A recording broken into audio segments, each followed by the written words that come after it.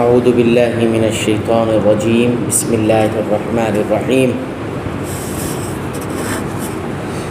یا ایہا الذین آمنوا کونوا قوامین للہ شہداء بالقسط ولا یجرمنکم شنآن قوم علی الا تعدلوا اعدلوا هو اقرب للتقوى واتقوا اللہ ان اللہ خبیر بما تعملون۔ سورہ المائدہ آیت نمبر 8۔ اے ایمان والو، تم اللہ کی خاطر حق پر قائم ہو جاؤ، راستی اور انصاف کے ساتھ گواہی دینے والے بن جاؤ۔ کسی قوم کی عداوت تمہیں خلاف عدل پر آمادہ نہ کر دے۔ عدل کیا کرو جو پرہیزگاری کے زیادہ قریب ہے، اور اللہ تعالیٰ سے ڈرتے رہو۔ یقین مانو کہ اللہ تعالیٰ تمہارے اعمال سے باخبر ہے۔ نبی کریم صلی اللہ علیہ وسلم کے نزدیک عادلانہ گواہی کی اہمیت ہے۔ اس کا اندازہ اس واقعے سے ہوتا ہے جو حدیث میں آتا ہے۔ حضرت نعمان بن بشیر کہتے ہیں کہ میرے باپ نے مجھے عطیہ دیا، تو میرے والدہ نے کہا اس عطیے پر آپ جب تک اللہ کے رسول صلی اللہ علیہ وسلم گواہ نہیں بنائیں گے میں راضی نہیں ہوں گی۔ چنانچہ میرے والد ان کی خدمت میں آئے تو آپ صلی اللہ علیہ وسلم نے پوچھا کیا تم نے اپنی ساری اولاد کو اس طرح کا عطیہ تحفہ دیا ہے؟ انہوں نے نفی میں جواب دیا، یعنی جواب دیا کہ نہیں۔ تو آپ صلی اللہ علیہ وسلم نے فرمایا اللہ سے ڈرو اور اولاد کے درمیان انصاف کرو، اور فرمایا کہ میں ظلم پر گواہ نہیں بنوں گا۔ یہ صحیح بخاری کی حدیث ہے۔ وعد اللہ الذین آمنوا وعملوا الصالحات لهم مغفرۃ واجر عظیم۔ اللہ تعالیٰ کا وعدہ ہے جو ایمان لائیں اور نیک کام کریں ان کے لیے وسیع مغفرت اور بہت بڑا اجر اور ثواب ہے۔ والذین کفروا وکذبوا بآیاتنا اولئک اصحاب الجحیم۔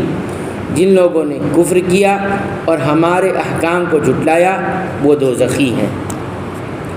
یا ایہا الذین آمنوا اذکروا نعمت اللہ علیکم اذ ہم قوم ان یبسطوا الیکم ایدیہم فکف ایدیہم عنکم واتقوا اللہ وعلی اللہ فلیتوکل المؤمنون۔ اے ایمان والو، اللہ تعالیٰ نے جو احسان تم پر کیا ہے اسے یاد کرو۔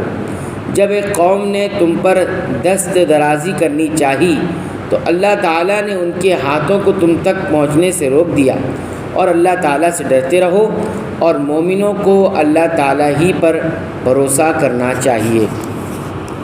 اس آیت کے شان نزول میں مفسرین نے کئی واقعات بیان کیے ہیں۔ مثلاً اس اعرابی کا واقعہ کہ رسول اللہ صلی اللہ علیہ وسلم ایک سفر سے واپسی پر ایک درخت کے سائے میں آرام فرما رہے تھے۔ تلوار درخت سے لٹکی ہوئی تھی۔ اس اعرابی نے تلوار پکڑ کر آپ صلی اللہ علیہ وسلم پر سونک دی اور کہنے لگا اے محمد صلی اللہ علیہ وسلم، آپ کو مجھ سے کون بچائے گا؟ آپ صلی اللہ علیہ وسلم نے بلا تعمل فرمایا اللہ، یعنی اللہ بچائے گا۔ یہ کہنا تھا کہ تلوار ہاتھ سے گر گئی۔ کچھ علماء کہتے ہیں کعب بن اشرف اور اس کے ساتھیوں نے نبی کریم صلی اللہ علیہ وسلم اور آپ صلی اللہ علیہ وسلم کے صحابہ کے خلاف، جبکہ آپ صلی اللہ علیہ وسلم وہاں تشریف فرما تھے، دھوکہ اور فریب سے نقصان پہنچانے کی سازش تیار کی تھی، جس سے اللہ تعالیٰ نے آپ صلی اللہ علیہ وسلم کو بچایا۔ اور کچھ علماء کہتے ہیں کہ ایک مسلمان کے ہاتھوں غلط فہمی سے جو 2 عامری شخص قتل ہو گئے تھے، ان کی دیت کی ادائیگی میں یہودیوں کے قبیلے بنو نفیر سے حسب وعدہ جو تعاون لینا تھا، اس کے لیے نبی کریم صلی اللہ علیہ وسلم اپنے ساتھیوں سمیت تشریف لے گئے اور ایک دیوار کے ساتھ ٹیک لگا کر بیٹھ گئے۔ انہوں نے یہ سازش تیار کی تھی کہ اوپر سے چکی کا پتھر آپ صلی اللہ علیہ وسلم پر گرا دیا جائے، جس سے اللہ تعالیٰ نے آپ کو بذریعہ وحی آگاہ فرما دیا۔ ممکن ہے سارے ہی واقعات کے بعد یہ آیت نازل ہوئی، کیونکہ ایک آیت کے نزول کے کئی اسباب اور عوامل ہو سکتے ہیں۔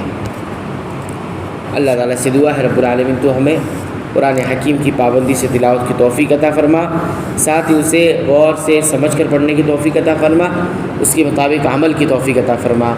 اے اللہ تو ہماری عبادتیں قبول فرما لے اور ہماری لفظی و خطاؤں کو معاف فرما۔ اے اللہ تو ہماری مغفرت فرما ہمارے والدین کی مغفرت فرما، تمام مسلمانوں مومنوں اہل توحید کی مغفرت فرما، آمین۔